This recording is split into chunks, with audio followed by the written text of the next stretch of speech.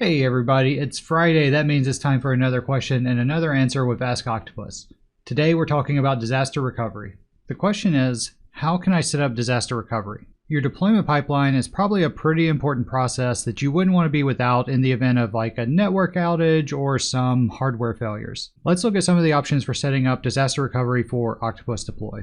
I'm going to start by calling out Mark's knowledge base article on this very topic. He's got a lot of information and links here, as well as 4 scenarios for disaster recovery with Octopus. I've put the link below in the description of this video, so be sure to click on that and get all of this info that Mark's put out there for us. But I want to focus on one specific scenario, which is a Octopus Deploy high availability live scenario. So this Octopus instance is running in HA mode, which is high availability. You can see that I have 2 nodes, Octopus HA1 and 2. They're both running and they can both run 10 tasks. Now this is nice for many reasons. I've doubled my task output. I can run 20 total server tasks, deployment tasks, runbooks, etc. The other nice thing is that if for some reason Octopus HA1 goes away, Octopus HA2 keeps running. So this could be your disaster recovery setup. You have multiple Octopus server nodes that are just going to keep working if one goes down. But what if you do want one in a separate data center? So let's say HA1 is in Dallas, where my main data center is. HA2 is in a disaster recovery data center somewhere across the country. And connectivity between HA2 and my deployment targets isn't necessarily the best. It's a little bit slower connection, a lot more latency. They're just further away. So I don't necessarily want HA2 to pick up any task. I just want it to be available in the event of a disaster where HA1 goes offline. What you can do in that case is go click on the overflow action menu and then choose drain node. What this will do is set HA2 to drained, which means it won't pick up any task. So I've got 2 nodes ready. HA1 is going to be my main worker node. It's going to pick up all the tasks. It'll run 10 at a time. If anything happens to HA1, I can go in and undrain HA2 so that it can start picking up tasks. If you are interested in this setup where you've got HA nodes across different data centers, I'd actually recommend using more nodes. If you're on a modern Octopus server license, you can have as many HA nodes as you see fit. So what I would actually recommend if I was going to use the scenario of a Dallas data center and a DR data center across the country, I would probably set up 2 nodes in Dallas and 2 nodes in DR. Leave those other 2 nodes as drained. So that way they're not picking up and running any tasks until you need to go in and use them. Also gives you a little more flexibility in your main data center. In case one of those nodes goes down, the other one will keep working and you won't necessarily have to flip that switch. So that's one way you can set up disaster recovery using high availability with Octopus Deploy. There are other options for setting up disaster recovery, so be sure to check that link below to see what your options are. As a side note, Octopus Deploy 2020.5 is out now, so go download that, upgrade your servers, and check back here next week for the latest Ask Octopus video. Do you have a question about how to use Octopus? Email advice@octopus.com and somebody from our team will get you an answer. You may even see it on a future episode.